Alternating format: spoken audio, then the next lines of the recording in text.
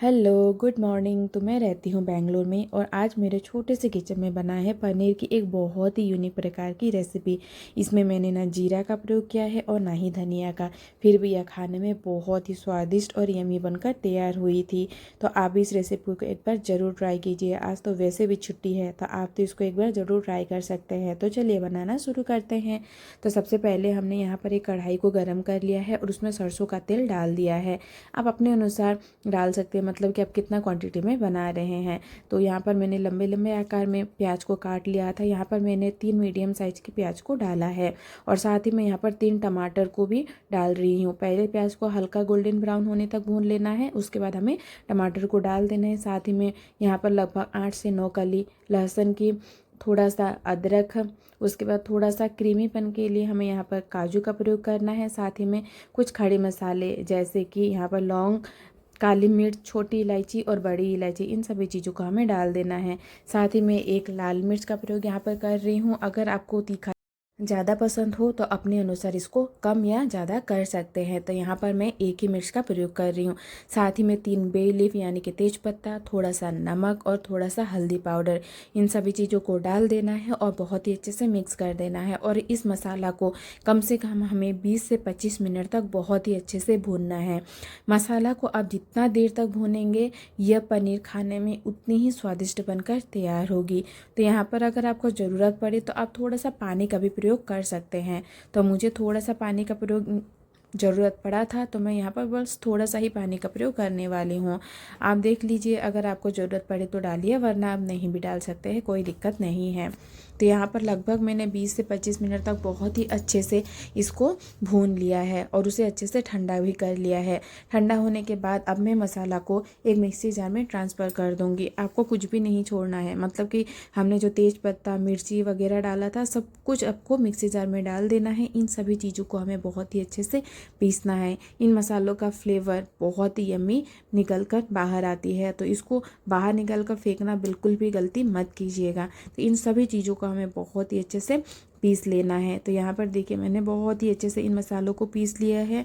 गुठलियाँ नहीं रहना है, अगर गुठलियाँ रहेंगी तो यह खाने में किरकिरा लगेंगी। वैसे भी हम इसको छानने वाले हैं क्योंकि इसका मेन पार्ट ही यही है, तो इसकी बिल्कुल मत कीजिएगा। तो देखिए मैंने इसको बहुत ही अच्छे से पीस लिया है, लेकिन फिर भी मैं इसको छानने वाली हूँ। अगर आप पनीर क्रीमी बनाना चाहते हैं तो ये स्टेप बिल्कुल भी स्किप मत कीजिएगा, क्योंकि अगर आप इस स्टेप को स्किप कर देंगे तो आपका पनीर क्रीमी बनकर बिल्कुल भी तैयार नहीं होगी। बस एक छोटा से स्टेप से पनीर का टेस्ट बिल्कुल बदल जाता है। तो यहाँ पर देखिए मैंने इसको छान लिया है और देखिए देखने में ही कितनी क्रीमी लग रही है। अब हम फिर से दोबारा से एक कढ़ाई को गर्म कर लेंगे और अब हम तेल का प्रयोग ज़्यादा नहीं करेंगे, क्योंकि हमने ऑलरेडी मसाला भूनते वक्त तेल का प्रयोग किया था। तो यहाँ पर बस थोड़ा सा तेल का प्रयोग मैं कर रही हूँ। अब मैं यहाँ पर लंबे लंबे नहीं, आप किसी भी प्रकार का शेप दे सकते हैं। मैं बस गोल गोल आकार का छोटे छोटे टुकड़ों में प्याज को काट ली थी, उसको डाल दी हूँ। साथ ही में शिमला मिर्च को भी मैंने लंबे लंबे आकार में काट लिया है, उससे भी डाल दिया है। और इससे लगभग 2 से 3 मिनट तक हमें अच्छे से भून लेना है। बहुत ज़्यादा नहीं भूनना है, थोड़ा ही हमें भूनना है। जब ये अच्छे से भून जाए तो हमने जो बना के रखा था मसाला, जिसको हमने छान के रखा था, उसे डाल देना है।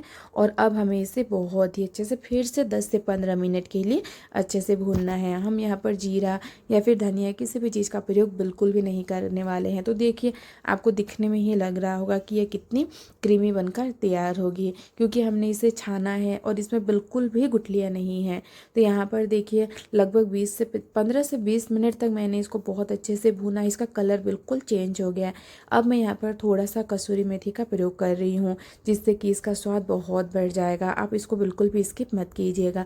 अब मैं थोड़ा सा गर्म पानी डाल रही हूँ, क्योंकि ये बहुत गाढ़ी लग रही थी मुझे। तो अब मैं फिर से थोड़ा सा पानी डालकर इसे बहुत ही अच्छे से फिर से मिक्स करते हुए भून लूँगी। पनीर का स्वाद तभी उभर कर आएगा जब आप मसालों को बहुत ही अच्छे से भूनेंगे।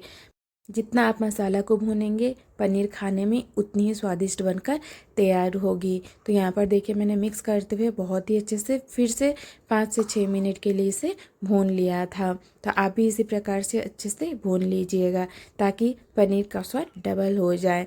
तो अब मैं यहाँ पर दूसरी तरफ पनीर को फ्राई करने के लिए एक तवा को बिठा दी हूँ। और पनीर को मैंने बिल्कुल छोटे छोटे साइज़ में नहीं कट किया है, थोड़े से बड़े बड़े आकार में काटा है। आप अपने अनुसार इसे छोटा या बड़ा कर सकते हैं।